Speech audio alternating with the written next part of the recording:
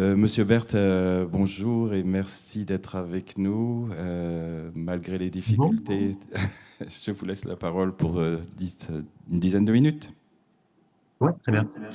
Oui, bah, déjà, désolé de ne pas avoir pu venir en présentiel et merci d'avoir trouvé une solution au pied levé.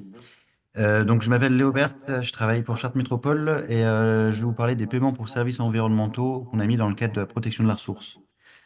Alors, pour commencer, un petit élément de contexte. Donc, Chartres Métropole, on est situé en Eure-et-Loire, on est à 80 km au sud-ouest de Paris. Donc c'est 140 000 habitants, 7 000 mètres cubes d'eau distribués annuellement, tout ça prélevé sur 35 forages, donc un réseau relativement dense. Et c'est aussi trois usines de potabilisation. Donc si on a ces usines, c'est qu'on a des problèmes de qualité en eau. Euh, pour mettre un petit peu de contexte du coup territorial maintenant sur comment on produit l'eau, nous on est donc sur une nappe de craie relativement productive, donc prélèvement en eau souterraine, mais sous les parcelles agricoles et donc une ressource en eau sur lesquelles la production agricole va avoir beaucoup d'impact. On est aussi à la frontière de la Beauce, donc sur des exploitations très spécialisées, colza, blé, orge, hein, très majoritairement. Voilà, et donc concrètement, on a la moitié de nos forages qui sont dégradés vis-à-vis des nitrates, on frise la norme de potabilité où on la dépasse, et une vulnérabilité aux produits phytosanitaires aussi, avec certains produits qu'on retrouve malgré des interdictions qui datent d'il y a parfois plus de 20 ans. C'est le cas de l'atrazine. Des molécules qui ont été interdites plus récemment, comme le S-métolachlore, ou des molécules comme le méthazachlore, c'est un désherbant colza qui est encore utilisé de nos jours. Le problème qu'on voit venir, ça va être les métabolites, donc les molécules issues de dégradation de ces produits phytosanitaires, qu'on peut détecter au gré de la recherche R&D sur les méthodes de détection. Et donc en règle générale, quand un métabolite peut être détecté, tout le monde se met à le chercher et parfois on le trouve. Voilà, donc ça, c'est vraiment un problème d'avenir. Donc, au vu de ce contexte, on travaille depuis plus d'une dizaine d'années avec les agriculteurs où on a mis en place des plans d'action relativement larges et qui sont en amélioration continue avec les agriculteurs et avec la profession agricole. Donc, pendant les 6 premières années du plan d'action, on a proposé pas mal de leviers agronomiques qui avaient l'avantage, entre guillemets, de ne pas venir trop modifier les systèmes agricoles. C'est quelque chose qui était un peu consensuel, ça permettait à tout le monde de continuer à faire ce qu'il faisait, tout en essayant de protéger la ressource. La conclusion qui s'est quand même imposée au bout d'un moment, c'était que sur des systèmes très spécialisés, type colza blé orge, c'est très difficile d'atteindre des résultats qui permettent de protéger la ressource.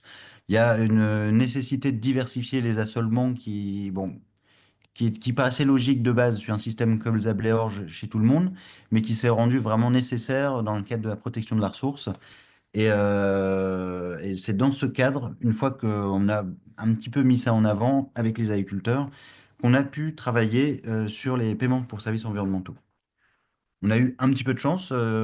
C'est un dispositif qui est arrivé qui nous permettait pour la première fois de payer les agriculteurs pour mettre en place un service. Et nous, il s'est tout trouvé, c'était la protection de la ressource en eau. Donc, on a travaillé avec les agriculteurs pour essayer de définir ce qui permettait de rendre un service environnemental et enfin, ce qui était le service environnemental, comment on pouvait protéger du coup la ressource et comment rendre attractif ce dispositif de PSE. Donc, l'attractivité, les agriculteurs ont été assez cash, hein. Alors, il y a le prix qui est une des composantes, mais qui est pas la plus, enfin, qui est importante, mais pas forcément plus importante. Ce qu'ils nous ont mis en avant, c'est la simplicité du dispositif et une visibilité moyen terme. Je vous explique un petit peu comment on a mis ça en place. Et le service environnemental, dans ce cadre d'essayer d'avoir une visibilité moyen terme et un dispositif simple, on a réussi à le définir comme l'implantation d'une culture ayant un impact positif sur l'azote sur la ressource en eau. Donc on a défini ça comme une consommation très raisonnable de produits phytosanitaires, une culture qui ne nécessitait pas d'irrigation, et si possible des cultures de printemps, parce que ça nous permettait d'avoir des cultures qui mettaient des couverts d'interculture en amont et donc d'avoir un impact sur la qualité de l'eau 2 années d'affilée. Enfin, on avait essayé de chercher quelques cultures cerclées. Ça nous permettait de travailler dans le cadre du plan d'action sur le désherbage mécanique. Alors, cette liste de cultures, on l'a définie pour qu'elle cadre un petit peu tous les éléments dont je viens de vous parler. L'idée, c'est pas trop de s'attarder dessus, c'est juste de dire que on a une gamme de cultures qu'on a essayé d'élargir au maximum. C'était à titre un peu expérimental. L'idée, là, nous qui avons lancé le plan d'action, c'est d'essayer d'obtenir les informations sur ces cultures pour voir leur impact réel sur la qualité de l'eau et de définir si oui ou non, dans 5 ans, enfin dans 5 ans à partir du lancement du plan d'action, on pouvait les considérer réellement comme des cultures bas impact. Le plan d'action, les PSE en eux-mêmes, du coup, pour que ça soit simple et qu'on ait cette visibilité sur le long terme pour les agriculteurs, on a défini deux indicateurs. Le premier, c'est l'implantation de la culture bas impact, donc sur un pourcentage de leur exploitation. Nous, on demandait un minimum de 5%. Et on finance jusqu'à 20%. L'idée, c'est qu'il y ait un cinquième de l'exploitation qui soit sur une culture diversifiée. Et comme ça nous permet de commencer à avoir une réflexion système sur l'ensemble de l'exploitation. La chose importante, c'est que là, c'est quelque chose que les agriculteurs peuvent appréhender sur 5 ans. Donc, on a une visibilité sur le moyen terme.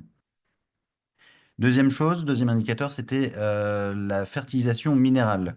Donc, on est parti du seuil médian sur le territoire, donc 160 kg d'azote par hectare, et on essaye d'aller vers 100 unités, ce qui est un objectif bon, relativement important, mais qui a été réalisé par quelques agriculteurs, notamment une fois qu'on a mis 20% de culture où on y met très peu d'azote. Pour faciliter encore la mise en place du dispositif, on a appliqué une pondération, donc 80% sur la diversification et 20% sur l'azote. L'idée, c'est de dire que l'agriculteur, à partir du moment où il implante sa culture, il a une majorité du paiement qui est d'emblée, qui lui est dû d'emblée. C'est-à-dire qu'en fait, à partir du moment où il va décider de pas semer un blé, qui d'habitude est très rentable, et qui va partir sur du chanvre, par exemple, il sait déjà qu'il va avoir une grosse partie de la rémunération du PSE qui va être engagée, qui va lui être versée. L'azote, c'est un travail qu'on fait avec lui pour améliorer le système un peu plus globalement, mais ça lui permet d'avoir une sorte ce qu'on a qualifié ça avec lui comme une sorte de bonus. Donc dans les faits, de base, il va avoir une rémunération qu'il va pouvoir lui-même anticiper, calculer à partir de son assolement, et une rémunération qu'on a plafonnée du coup à 600 euros par hectare de culture bas impact, ce qui revient à 120 euros par hectare d'exploitation. Ça, si on veut comparer un petit peu au dispositif de PCAE par exemple. Donc, si je reviens rapidement là-dessus, là, c'est quelque chose qu'on a convenu avec les agriculteurs, et là, ils estimaient avoir une visibilité court terme qui était facile, une visibilité moyen terme qui était facilitée parce que du coup, on parle de diversification en surface, et c'est quelque chose, ils peuvent avoir une idée moyenne globale de leur assolement sur 5 ans.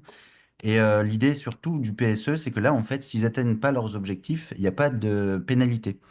Ils se fixent avec nous un cadre sur 5 ans qu'ils essayent de respecter. Chaque année, on refait le calcul sur ce même modèle, sur une calculatrice que les agriculteurs peuvent aussi utiliser, et on ne paiera que le service effectivement rendu. C'est-à-dire qu'il n'y a pas de risque de l'agriculteur à s'impliquer avec nous dans une démarche qui ne pourrait pas, qui n'arriverait pas finalement à terme à réaliser. Ce qui fait au final que les agriculteurs peuvent partir sur une filière qu'on essaye de développer au maximum avec eux. Si jamais le débouché se tarit, si jamais finalement il n'y en a pas, ils ne réalisent pas l'objectif, il n'a pas de pénalité malgré les efforts qu'il aura mis dans le... Enfin, il n'aura pas de pénalité, et dedans on comprend tous les efforts qu'il aura mis pour essayer de développer cette filière avec nous. L'importance de ce PSE, de ce paiement pour services environnementaux, c'est qu'ils sont complémentaires à un plan d'action donc, qui était déjà en place avant et qu'on continue de faire tourner et qu'on continue à avoir une amélioration continue. Pardon pour la répétition. Euh, L'idée, c'est que les agriculteurs qui s'engagent avec nous à mettre en place ces nouvelles cultures qui vont avoir un impact positif sur la qualité de l'eau puisse être accompagné sur tous les éléments du système d'exploitation qui vont aller avec. Euh, Comme je disais tout à l'heure, par exemple, on a beaucoup de cultures de printemps qui sont proposées. On a un accompagnement auprès des agriculteurs pour mettre en place des intercultures de qualité, donc des intercultures qui vont avoir un impact très fort sur la qualité de l'eau. On a l'introduction d'une culture de printemps dans un système qui était colza, blé, orge que les cultures d'hiver. On peut commencer à réfléchir avec eux sur une stratégie de désherbage annuel, voire pluriannuel, voire du désherbage mécanique si on a des cultures qui s'y prêtent. On va pouvoir avoir une réflexion de manière globale, en fait, qui va être à l'échelle de l'exploitation et qui est permise euh, grâce à cette diversification, grâce à des exploitations qui sont un peu moins simplifiées en colza blé orge et donc qui permettent d'introduire beaucoup plus de leviers agronomiques à l'échelle de la rotation. Nous, la question maintenant qu'on va se poser avec eux au bout de 5 ans d'expérimentation, c'est l'impact économique réel. On va revoir un peu l'impact réel de la qualité de l'eau et on espère pouvoir relancer ça sur 5 ans. Parce qu'une des choses qu'on a vues, c'est que 5 ans pour créer des filières et les consolider, c'est pas forcément suffisant. En parallèle de ça, ça permet à Chartres Métropole de travailler, ça permettrait à une agglo, ça permet à Chartres Métropole de travailler ses politiques locales. Donc j'en ai mis quelques-unes. Donc c'est le PCAET, hein, plan climat énergie. On a les PAT, donc les plans alimentaires territoriaux. C'est c'est tout un tas de politiques transversales dans lesquelles on peut greffer les paiements pour services environnementaux tels qu'ils ont été faits sur Chartres Métropole. En termes de résultats, alors on a, pour vous donner un ordre de grandeur, on a 400 agriculteurs qui travaillent à proximité de nos forages d'eau potable. Euh, Sur les 4 dernières années, on a réussi à mobiliser pas loin d'une quarantaine d'agriculteurs, donc on est arrivé à pas loin de 10%, ce qui montre qu'on n'a pas eu un effet d'aubaine. Les agriculteurs ne se sont pas précipités sur un dispositif de culture financé, ce qui d'un certain côté est rassurant, c'est-à-dire qu'on a avec nous pas mal d'agriculteurs qui ont, ou alors qui avaient commencé à travailler sur cette thématique, ou qui ont mesuré un petit peu les difficultés, et qui sont venus vers nous pour essayer d'améliorer, on va dire, un système et pas juste implanter une culture financée. Et ce qu'on peut voir sur les 2 indicateurs dont je vous ai parlé tout à l'heure, le pourcentage de diversification médian, on est autour de 18% sur ces cultures bas impact. Donc on est quand même on est parti directement sur une marge haute, là où la moyenne territoriale est de plutôt 4%. Et la fertilisation, on a perdu 30 kilos d'azote par hectare chez tous les agriculteurs, enfin en moyenne, chez les agriculteurs qui se sont engagés dans ces PSE. Donc, on va dire que les dossiers déposés par les agriculteurs étaient plutôt ambitieux à chaque fois. La deuxième chose qu'on a regardé, donc ça, c'était les indicateurs qui enclenchaient le paiement. Donc, du coup, quelque chose de simple et que les agriculteurs pouvaient voir. Nous, à côté de ça, on mesure un petit peu plus dans le détail l'impact sur la qualité de l'eau et ils sont pour le moment globalement positifs. Les cultures de diversification qu'on a proposées engendrent une diminution de 75% de la fertilisation en nitrate et de 70% des produits phytosanitaires, si on compare un assolement colza-blé-orge. Et sur l'impact du système agricole, donc là, vraiment sur la rotation, on observe plusieurs choses. Donc, on observe une diminution de 30% du reliquat entre hiver, l'hiver précédant le semis, et 25% suivant la moisson. Donc là, l'idée, c'est de voir un petit peu, pas les moyens qui ont été mis en place. On a baissé la fertilisation, soit, mais quel est l'impact sur la qualité de l'eau? Là, ce qu'on arrive à prouver, c'est qu'on arrive à baisser la quantité d'azote potentiellement lessivage avant le remplissage des nappes phréatiques. C'est ça le reliquat entrée-hiver. Et on arrive à le baisser sur 2 ans avec l'introduction de ces cultures bas impact. On a 2 gros chantiers qui arrivent, nous, sur cette année et l'année suivante. Euh, Travailler avec les agriculteurs sur des filières via la production, c'est intéressant. On travaille aussi en parallèle avec les coopératives et négociants et des filières industrielles et des industriels.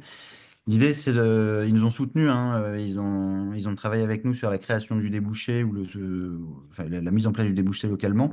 Là, on est en train d'essayer de voir pour une stabilisation du débouché sans aide. Alors, ça va pas se faire dans les 5 ans à venir. Je pense qu'il y a encore une profilisation des agriculteurs à mettre en place, une stabilisation des filières avec des investissements très certainement à faire. Mais l'idée est d'arriver à terme à des filières autonomes et des agriculteurs autonomes aussi sur ces productions. La deuxième chose qu'on est en train de voir, c'est l'impact du PSE économique pour l'eau et pour les agriculteurs. L'idée, c'est de voir, là, on est parti sur un paiement de 600 euros hectare qu'on avait défini avec les agriculteurs, sur des cultures qu'on ne connaissait pas, avec des débouchés qui étaient mal maîtrisés. Maintenant que les débouchés commencent à être connus et que les agriculteurs commencent vraiment à maîtriser techniquement ces cultures, on va avoir une idée un peu plus précise de l'impact de l'introduction de ces cultures. Alors, juste en termes de marge annuelle brute, c'est une chose. Ce qu'on va essayer de voir, alors 5 ans, ça peut être un peu compliqué, donc on verra si on peut le faire sur 10, c'est de voir l'impact économique sur l'ensemble de la rotation. Par exemple, est-ce que le blé suivant notre chanvre ou notre sarrasin va tirer un avantage économique de l'introduction de cette culture? Et l'idée à terme, c'est de pouvoir discuter avec les agriculteurs d'une pérennisation de la filière qui soit au mieux autonome ou avec des aides publiques les plus réduites possibles. Deuxième chose, du coup, nous, on va mesurer, comme j'ai commencé à vous montrer, l'impact précis sur la qualité de l'eau. Donc là, on a fait des reliquats entre hivers, donc vraiment essayer de voir l'impact azoté la culture avant son implantation et après sa récolte. L'idée, nous, ça va être de le voir à l'échelle de l'ensemble de la rotation. Et deuxième impact, il n'est pas écrit en tant qu'indicateur dans le PSE, mais il est très présent dans le cadre du travail qu'on fait à côté avec les agriculteurs. Ça va être la diminution des produits, l'utilisation de produits phytosanitaires sur l'ensemble de la rotation. Le système Colza-Bleorge tient aux maîtrises des adventices et des maladies avec beaucoup de chimie. L'introduction de nouvelles cultures qui ont des avantages assez forts, assez marqués sur le désherbage, euh, pourrait entraîner une diminution à l'échelle de leur rotation, donc aussi bien sur la culture de diversification que sur les blés suivants.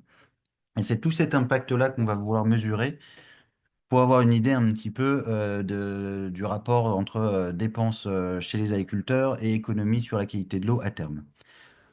On a quand même tout ça avec cette thématique de double paiement qu'on a pour le moment, avec le paiement pour potabiliser l'eau qui, lui, va continuer, on pense, sur au moins une vingtaine d'années, et le paiement de l'entretien de cette politique de l'eau au cas où elle ne serait pas autonome sur le territoire.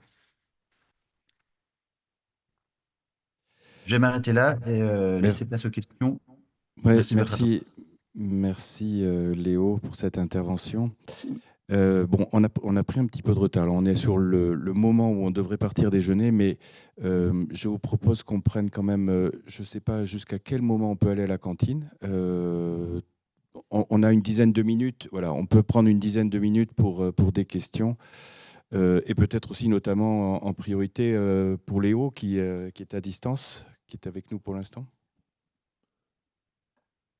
Oui. Merci beaucoup pour cette présentation. C'est effectivement une question pour Léo. J'avais même d'ailleurs deux questions, enfin une question et une remarque. La première question, c'était que vous nous avez présenté des résultats sur la diminution d'utilisation de phytosanitaires, d'utilisation d'azote. Est-ce que vous avez pu chiffrer les économies qui pouvaient être réalisées en termes de traitement de potabilisation de l'eau derrière? Et si oui, si vous avez réussi à chiffrer ça, comment ça se positionne en ordre de grandeur par rapport aux subventions que vous avez proposées? Non, on ne l'a pas encore chiffré. Donc là, on va lancer cette année un marché pour un calcul assez précis de l'impact de notre PSE sur la qualité de l'eau. Et l'idée, c'est de pouvoir rechiffrer faire perdurer ce PSE au moins 5 ans, mais du coup avec des prix un peu plus justes. Euh, la complexité qu'on a là-dessus, c'est qu'on a des nappes qui sont pas très réactives. C'est-à-dire qu'on a mesuré avec certains modèles que si on stoppait tout apport d'azote, par exemple, demain, on rattraperait la potabilité de l'eau qu'à partir de 15-20 ans en fonction de nos forages. Donc on est vraiment dans cette optique, de toute manière, il y aura ce double paiement pendant longtemps. Et entre-temps, on sait qu'on va être obligé de réinvestir sur nos usines de potabilisation. Donc, il y aura un paiement et un amortissement qui va être justifié parce qu'on sait qu'on a un moins pour 15 ans. Mais on va avoir des dépenses assez fortes sur cette thématique-là. Euh, En revanche, on espère vraiment l'année prochaine arriver avec un- une idée de l'impact à très long terme, on va dire, de ces nouveaux systèmes d'exploitation sur la qualité de l'eau. Ce qu'on aimerait savoir, ce serait en routine, une fois enfin, si ces exploitations étaient la norme et que on était en routine vis-à-vis de la qualité de l'eau, c'est-à-dire qu'on se met dans 20 ans, 30 ans, avoir une idée assez précise de l'impact sur la ressource et du coup de savoir s'il faudrait ou pas encore traiter la ressource. S'il faudrait plus traiter la ressource, oui, enfin, ce serait de l'ordre alors, pas trop m'avancer, mais c'est de l'ordre de 1 € qu'on économise au mètre cube. Merci beaucoup. Et concernant la remarque, ce sera extrêmement rapide. Vous avez parlé tout à l'heure de l'évaluation de l'impact des précédents, ou en tout cas de la diversité de la rotation sur l'itinéraire culturel. Sachez qu'il y a une publication scientifique qui a maintenant une petite année, je crois, de Mae Guiné, qui chiffre cet impact à partir des données du réseau Défi. Donc si jamais ça vous intéresse, vous pouvez déjà retrouver des résultats de recherche sur le sujet. D'accord, très bien, ouais. Je note. Oui. Oui, vous m'entendez? Pardon, Odile Colnard, de la DGL, ministère de l'Agriculture. J'ai une question justement dans la continuité de la vôtre. Merci beaucoup, je voulais aussi la poser. C'est pour BASF justement, du coup. Pour BASF, quels sont, du coup, le point de vue financier, est-ce que c'est intéressant, l'expérience menée? Alors si la question c'est est-ce qu'aujourd'hui c'est un service qui est rentable? La réponse est non, pas encore. Et on l'a vu, en fait, il y a une grosse variabilité en fait en fonction des années. L'année 2024, typiquement, a été une année très compliquée, ça dépend du risque. Donc il faut qu'on continue d'apprendre à maîtriser ces aspects-là et de le faire probablement pas seul. Mais en tout cas, ce qui est sûr, c'est que c'est un modèle qui est complètement adapté dans sa vision long terme aux enjeux qui sont les enjeux de la transition agroécologique. Donc moi j'ai deux petites questions, c'était pour Léo et Thibaut. Donc pour Léo, on a vu qu'il y avait 10% d'agriculteurs qui étaient concernés par le plan PSE. Je ne sais pas s'il est toujours avec nous parce qu'on ne voit plus la caméra. Je voulais savoir combien en fait il faut avoir combien d'agriculteurs pour avoir un effet sur la qualité de l'eau. Puisque là pour l'instant on est à 10%, mais il va falloir en fait combien d'agriculteurs ou combien d'hectares, je ne sais pas si c'est possible. Et la deuxième question c'était par rapport à Thibaut. C'était comment combiner en fait toutes les démarches PDV avec les autres démarches agriculture régénérative, notamment avec la démarche transition dans cette région Hauts-de-France Grand Est.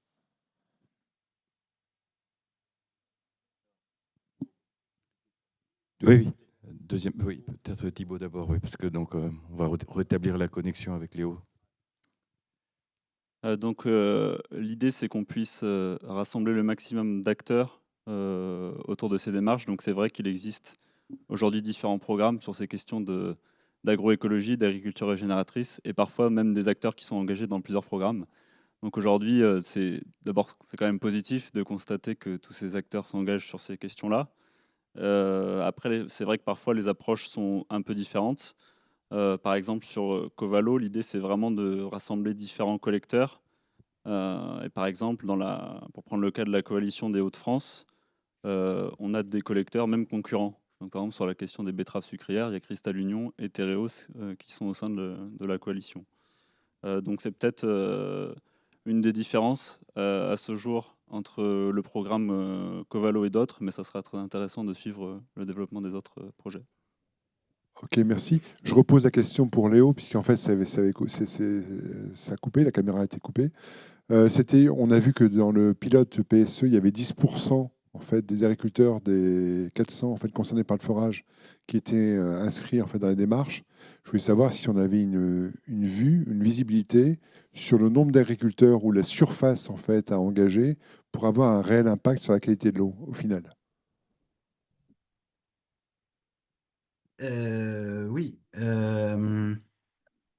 Nous, on avait calculé avec un bureau d'études qu'il faudrait une vingtaine de pourcents de culture base intrants et des efforts faits au moins sur les couverts et la fertilisation. Euh, En fait, ce qu'on essaye de faire, nous, notre indicateur, sur ce qui est de l'azote, l'indicateur, c'est vraiment ce reliquat en trivert qui est l'azote potentiellement lessivable au moment du remplissage des nappes. On sait qu'il faut qu'il arrive autour de 60 kg d'azote par hectare dans le sol. À cette condition, le lessivage entraînera suffisamment peu d'azote pour qu'on ait de l'eau qui arrive à la nappe phréatique dans les normes de potabilité. Pour le moment, sur le territoire, on est à 90. Et les agriculteurs avec qui on travaille, dans le cadre du PSE, on essaye de faire en sorte que leur moyenne d'exploitation soit à 60. Donc on n'y est pas encore tout à fait, il y a encore des efforts agronomiques à faire. C'est pour ça qu'ils ont un accompagnement en parallèle du PSE. Mais à terme, si on y arrive, ça voudra dire qu'il faudra que l'ensemble des exploitations à proximité de nos forages d'eau potable euh, aient un modèle similaire à celui-là, ou en tout cas atteignent les mêmes objectifs en termes de reliquat entrée-hiver. Alors, il y a différentes manières de le faire, hein. Je ne dis pas que mettre ces cultures-là et travailler sur les couverts précisément, c'est la seule manière d'y arriver. Mais en tout cas, ce serait un système qu'on est en train d'essayer de mettre en place avec une économie, enfin avec une rentabilité économique sur laquelle on travaille. Ok. Merci Léo. Je vous propose qu'on s'arrête là parce que sinon on ne va pas pouvoir aller déjeuner.